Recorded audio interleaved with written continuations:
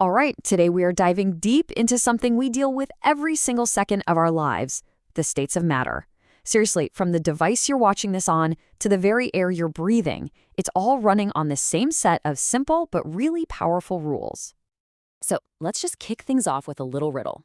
What do a giant, solid iceberg, a flowing river, and a wispy storm cloud possibly have in common? I mean, they couldn't seem more different, right? But believe it or not, there's a deep connection that ties them all together. And the answer is actually pretty simple. They are all water, H2O. The only thing that's different is the state it's in. And that's the big idea we're going to get into today, how a single substance can show up as a solid, a liquid, or a gas. So here's our game plan. We're going to start with the three states we all know and see every day. Then we'll zoom way in to the microscopic level and check out the hidden particle dance that makes it all happen. After that, we'll see how adding a little heat makes matter change its state. We'll uncover the special rules that only apply to gases, and then we'll tie it all back to the world right outside your window. Okay, first up, the three common states. Let's start with what we can actually see and touch. We're surrounded by this stuff, but what really makes a solid, or a liquid a liquid? This table lays it out perfectly. A solid, it keeps its own shape and its own volume. A liquid, it'll take the shape of whatever you pour it into, but its volume stays the same. And then you've got gas. It's the real wild card. It expands to fill whatever container it's in, shape and volume, which is why you can compress it so easily. So the big question is, why? Why are they so different at their core? And that brings us to section 2, the hidden particle dance. To get the answer to that why, we have to zoom in. Way in. The secret is in the invisible, non-stop dance of the tiny particles that make up, everything. You see, it all comes down to this one really important idea, the kinetic particle theory. And it's pretty straightforward. Everything is made of tiny particles that are always moving. The key ingredient here is temperature. When you add heat, you're just adding energy, and that makes those little particles move faster and with more oomph.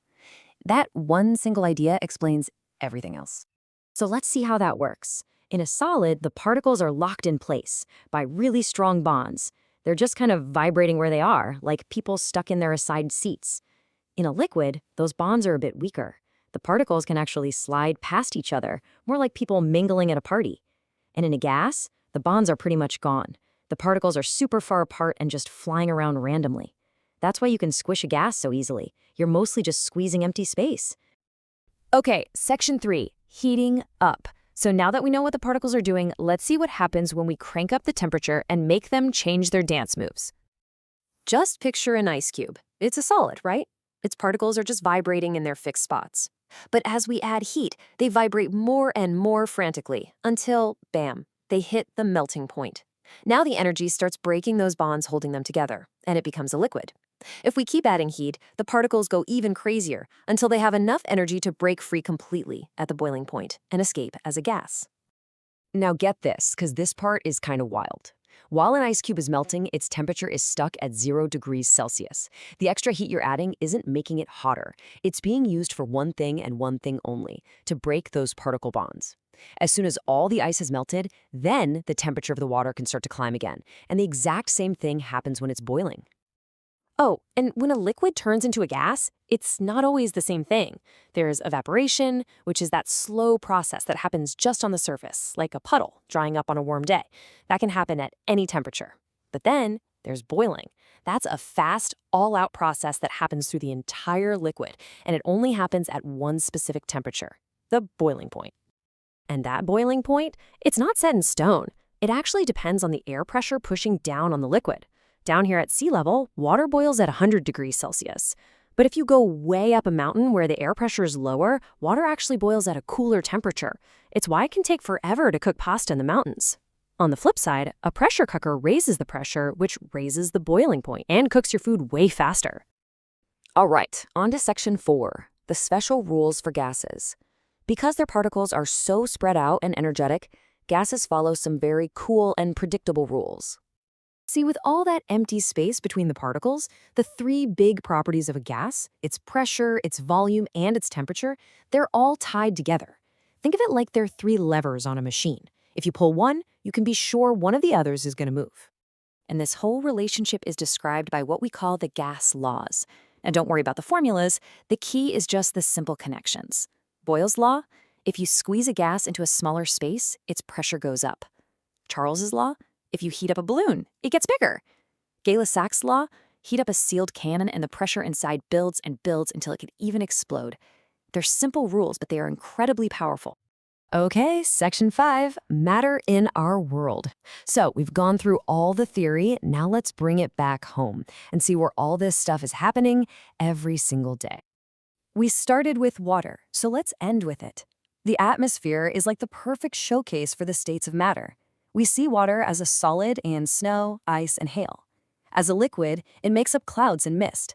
And as a gas, it's the invisible water vapor all around us. You can actually see it in action on a cold day.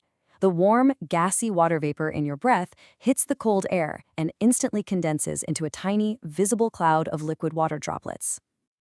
So, solid, liquid, gas. That's it, right? Case closed? Well, not quite. It turns out the universe is a little bit weirder and, frankly, a lot cooler than that. And this brings us to the fourth state of matter, plasma. If you just keep heating a gas, you can give it so much energy that it starts to strip electrons right off the atoms. This creates a superheated, electrically charged gas. That's plasma. It might seem rare here on Earth, but it's actually the most common state of matter in the entire universe. The sun? That's plasma. Every star you see in the sky? Plasma. A bolt of lightning? You guessed it, plasma. And then things get even stranger with this amazing hybrid, liquid crystal. It flows around like a liquid, but its particles are actually lined up in an orderly way, kind of like a solid. And this bizarre in-between property is exactly what we use to control light. And it's the tech behind the LCD screen you might be watching this on right this very second. So there you have it.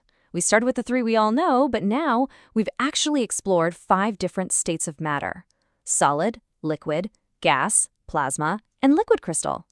Our picture of the world just got a whole lot bigger. And that leaves us with one last, really exciting question. We've talked about 5 states, and they're all defined by how particles act under different conditions. But what happens in the insane gravity of a neutron star, or at temperatures so cold they're almost absolute zero? Are there even more bizarre, undiscovered states of matter out there? It seems like the particle dance might have a few moves we haven't even imagined yet.